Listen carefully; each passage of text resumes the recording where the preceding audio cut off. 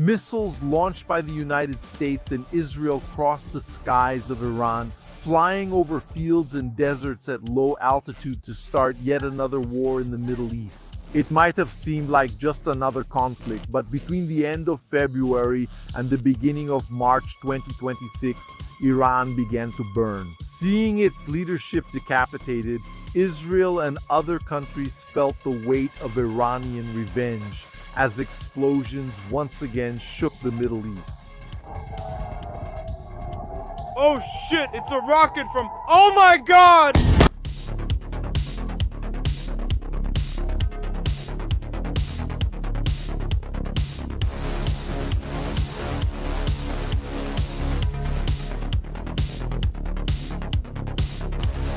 The columns of smoke in Tehran rose quickly. It all started on the last day of February 2026 and continued into March. A series of conflicting reports began to emerge, from news about the death of the Iranian leadership to denials from the government.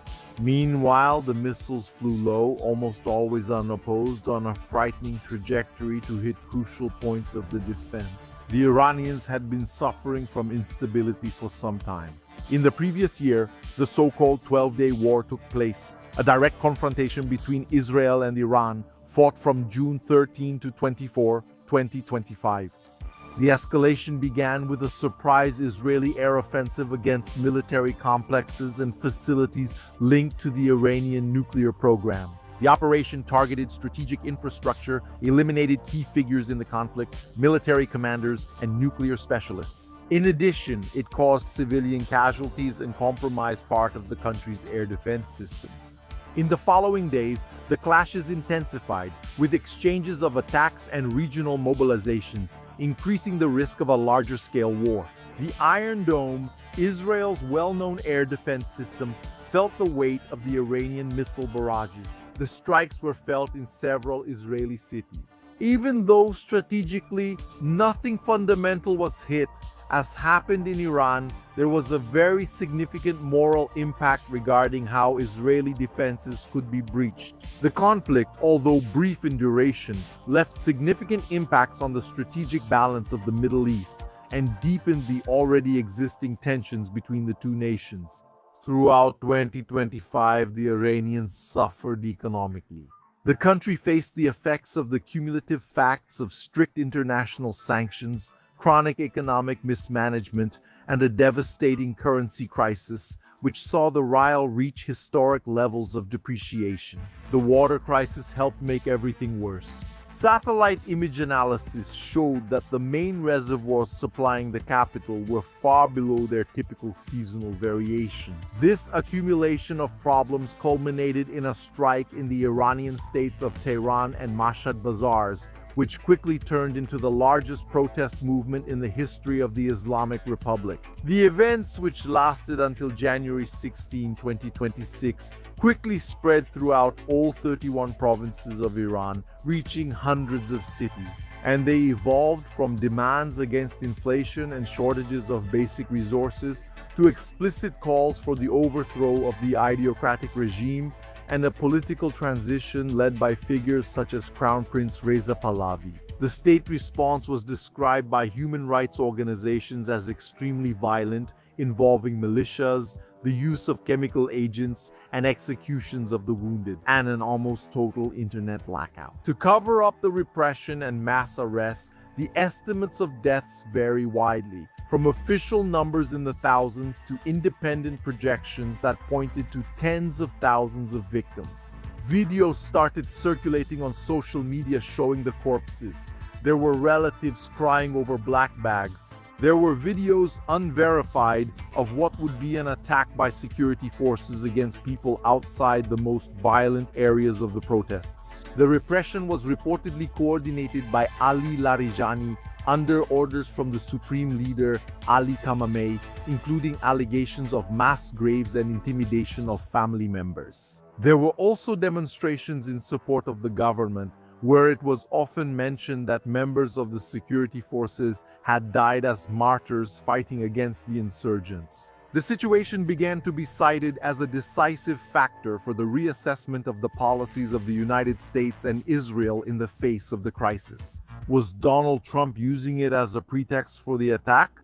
Something quite ironic considering how some allies of the United States also had common human rights violations and were right there, very close to Iran. But anyone with two brain cells knows how the great powers operate in their attacks on other countries. All it takes is to raise flags of Nazism, fascism, or human rights for individuals with one biological neuron and one ideological neuron to swallow the story. The ideological neuron could be the only lonely cell on either the left or right side of the brain. As the Iranian regime intensified its crackdown on the protests in January 2026, the Trump administration in the United States and the Netanyahu government in Israel began what would become the largest buildup of military forces in the Middle East since the invasion of Iraq in 2003. Washington's rhetoric shifted from maximum pressure to the explicit promise of intervention if Iran's state violence did not stop. From that moment on, the preparation phase began. The presidency.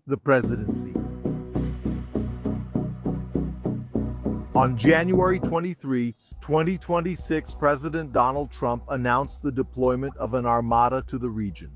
This naval and air deployment was designed to provide a full range of military options, from surgical strikes against the nuclear program to a large-scale bombing campaign aimed at regime change. Countless aircraft followed that one. Numbers were heading in, carrying troops and military equipment, but the core of this force was made up of two aircraft carrier strike groups. The United States ship Abraham Lincoln, leading Carrier Strike Group 3, arrived in the Arabian Sea on January 26, coming from the South China Sea. It was reinforced in mid-February by the United States ship Gerald R. Ford, the largest aircraft carrier in the world, which was redirected from operations in the Caribbean after the capture of Venezuelan President Nicolas Maduro on January 3, 2026. The latter had to make a stop in Greece due to technical problems that flooded part of the ship with waste. Once the incident was resolved, the vessel resumed its mission. During this period before the first attacks, strange incidents occurred in Iran. Powerful explosions hit residential buildings in Bandar Abbas, and a major detonation shook Shahryar in Tehran province. Local reports indicated that facilities storing ammunition and military fuel, allegedly linked to the Islamic Revolutionary Guard, were affected. Another explosion occurred in Tabriz, destroying more than one floor of a building. Despite conspiracy theories, Iranian authorities stated that these were just gasoline or gas storage sites or domestic accidents. Meanwhile, the country displayed the power of its armed forces. Chinese planes landed in the territory to deliver weapons that China had already been sending since 2025, helping the Iranians replenish the material used up in the 12 Days War. The armed forces also released a video showing one of their spy drones monitoring Israeli ships' satellite images. Brazil and Iran installed anti-drone coverings at the fuel enrichment plant in Natanz, apparently to conceal activities at the site. A state propaganda video showed that the country has begun the first phase of a new military campaign on strategic islands, and in the western section of the Strait of Hormuz, with a focus on defensive reinforcement, missiles and drones were tested in the strait, one of Iran's trump cards to block this vital trade route. In the meantime, allies like Hezbollah have promised support to the sponsoring country. Even so, they continue to suffer Israeli airstrikes without major retaliation. Unlike in previous years, the Russians even conducted joint war exercises with the Iranians. During this period, there was intense diplomatic activity and negotiations. A Chinese analyst even said that if the United States attacked Iran, the Iranians would destroy Israel in a few days. But nothing stopped the missile launch. At the end of February 2026, a massive cyber attack paralyzed military and civilian communications throughout the country. Suddenly, United States warships stationed in the Arabian Sea and the Gulf of Oman launched volleys of missiles. Missiles targeted command and control centers in Tehran.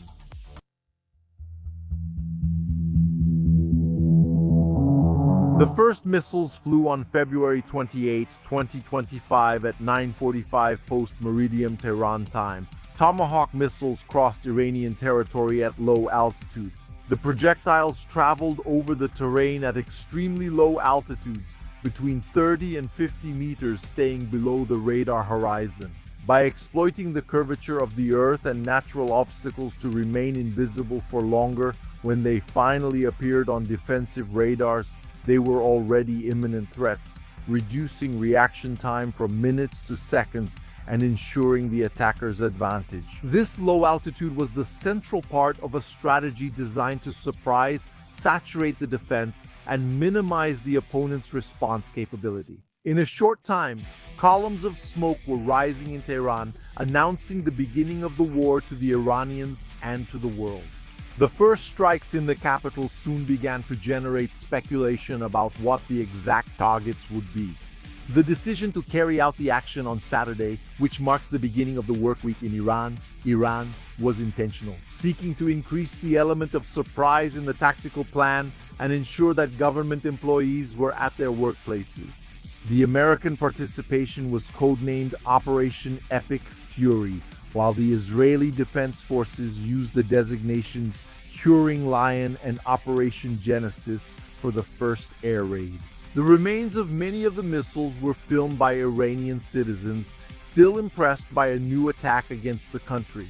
This time, even fiercer and with an even weaker response from the defenses. 7 precision missiles were confirmed to have hit the Ali Kamaiba residential complex. Although the Iranian government initially did deny what happened, later reports and satellite images revealed thick columns of smoke rising over the rubble and the vast local area. Destruction.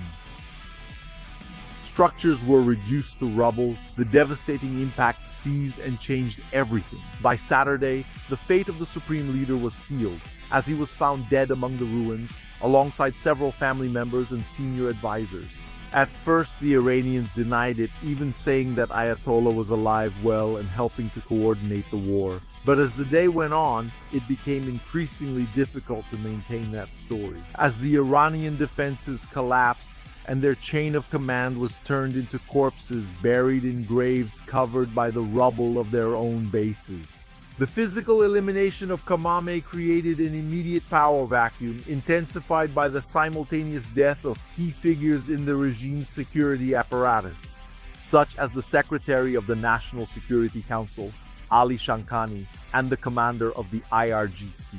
The abrupt succession of high-level losses plunged the Iranian leadership into a scenario of uncertainty and forced reorganization. The house of Mahmoud Ahmadinejad, who served as the 6th president of his country from 2005 to 2013, was also hit, which resulted in his death. The judicial headquarters linked to the Iranian regime was covered in smoke, further fragmenting a symbol of power with the strategic command disorganized. The Israeli Air Force, in coordination with the United States Air Force, launched a broad campaign to suppress enemy air defenses. The Israeli Air Force carried out the largest air operation in its history, employing around 200 combat aircraft against approximately 500 targets distributed throughout western and central Iran. The effort focused on neutralizing the Russian S-300 P-102 systems and the domestic Bavar 373 complexes, which are responsible for the anti-aircraft coverage of strategic areas such as Tehran, Isfahan, and Karaj. The success of this stage was directly linked to the intensive use of electronic warfare platforms, such as the Boeing EA-18G Growler, which degraded and saturated Iranian sensors and radars, significantly reducing their tracking capability. This allowed stealth fighters like the Lockheed Martin F-35 Lightning II to penetrate contested airspace with a low probability of detection. In Kermanshah, an advanced air defense system identified as surface-to-air 65 was reportedly destroyed, creating safer operational corridors for the subsequent waves of heavy bombers. The Israelis and Americans formed a group with the F. The Iranians didn't know how to deal with it. They tried to defend themselves, but the air defenses, missile launchers, drone launchers, and other systems were saturated by enemy air fire. Videos of the explosions flooded social media, showing that these losses were adding up to those from the 12 Days War. Until now, it was not possible to know how much of the previously destroyed equipment had been replaced. The Iranians arrived and tried to shoot down American MQ-9 drones used in the attacks, but the number of aircraft in the air was still overwhelming.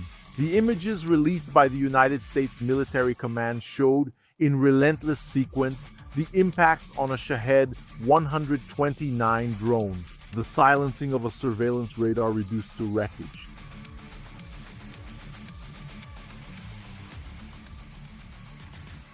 The plane in a situation to shoot. Planes could shoot in a dangerous situation, and the planes could endanger, and planes shoot anti-aircraft artillery. Hit with precision in a matter of seconds, the videos condensed the intensity of the operation and the destruction directed at Iranian military capabilities. It wasn't just Tehran that felt the impacts. More columns of smoke appeared in Isfahan, an important industrial and scientific hub in the center of the country, home to major nuclear research facilities and civil nuclear technology production.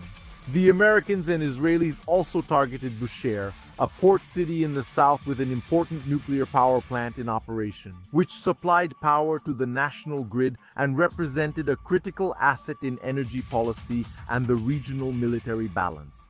The missiles quickly flew toward Avaz, an oil-rich and indigenous region that is vital to Iran's energy sector. In addition to its proximity to military and logistical bases in the southwest, the border with Iraq became a constant target for missiles in these first days of the missile war in Kermanshah. The border city burned under the impact, with its economic importance in cross-border trade with Iraq and strategic military sites in the region. Actions, the projection of power in western Iran. Opening this border could give the Kurds the freedom to enter Iran, a place where their ethnicity was oppressed. Tabriz suffered again.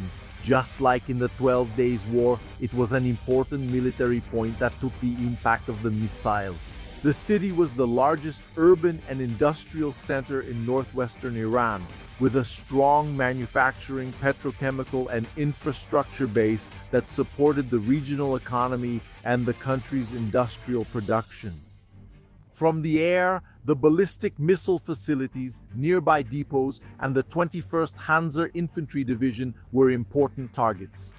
Several other cities were subjected to the combined firepower of Israel and the United States. Shiraz, Chabahar, and Zahedan turned into columns of smoke, making it clear to everyone in Iran what was happening, since television was not properly reporting what was really going on in the country.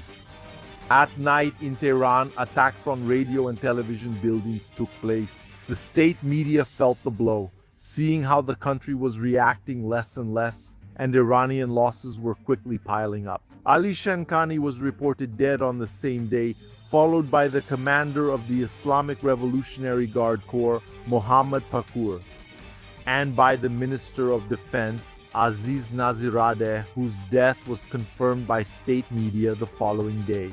Abdurrahim Musavi, Chief of Staff of the Armed Forces, was also declared dead in the early hours of March 1st, consolidating the elimination of a significant part of the Iranian military high command. Ghulam Reza Razayan, connected to police intelligence, was later listed among the officials killed in the same attacks that disrupted the country's security corps. So much destruction and loss, however, did not stop Iran from acting.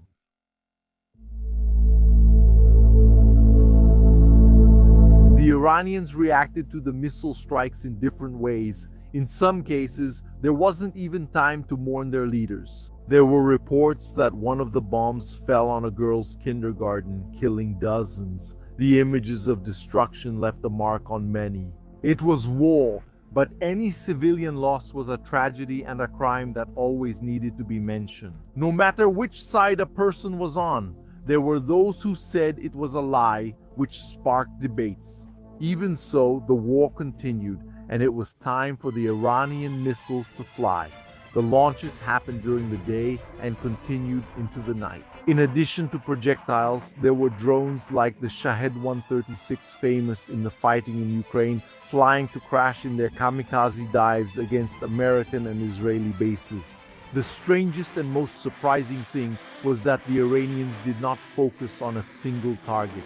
Like a dying beast, they started a frenzy of attacks as if it were a warning of their fury. The missiles left their marks in the dark Iranian sky, cutting through the atmosphere at varying altitudes depending on the type of projectile.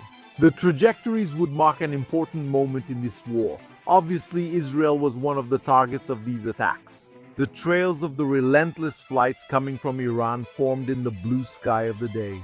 Something that would last until nightfall, something that would last until it got dark. The sirens sounded, warning of the impacts, and soon the hills of smoke began to appear.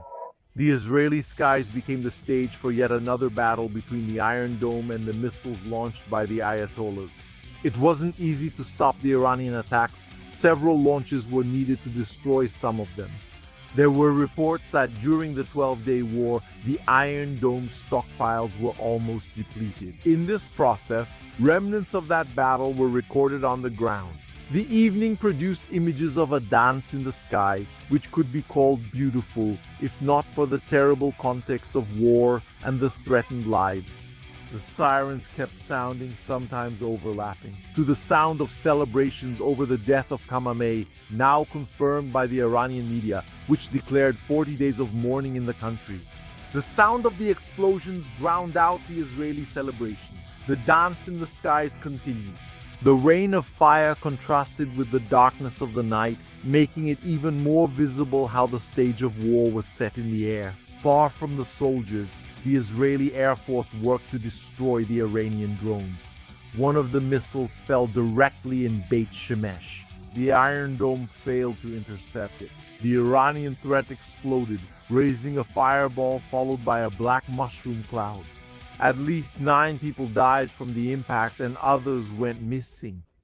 The American air bases saw the threat almost at the same time as the Israelis felt it in the United Arab Emirates, Bahrain, Kuwait, and Qatar. The United States 5th Fleet Naval Base in Bahrain felt the fury of the Shahed 136 drones diving for destruction. The explosions frightened the local population, who knew it was very likely that more destruction was on the way. Others who had reason to be frightened were the citizens of Dubai. It started with an impact on a residential building. The drone didn't explode, but others weren't so lucky. Dubai experienced days of tension. Explosions, interceptions in the sky, and fires hit luxury hotels, the port, and the international airport, paralyzing flights and leaving thousands of passengers stranded. Between the smoke on the horizon and the distant sound of air defenses, residents tried to stay calm while tourists described a surreal scene in the midst of one of the world's most glamorous destinations. There were unusual events in Kuwait, where American F-15 fighter jets flying through its territory were shot down. At least 3 crashed due to friendly fire.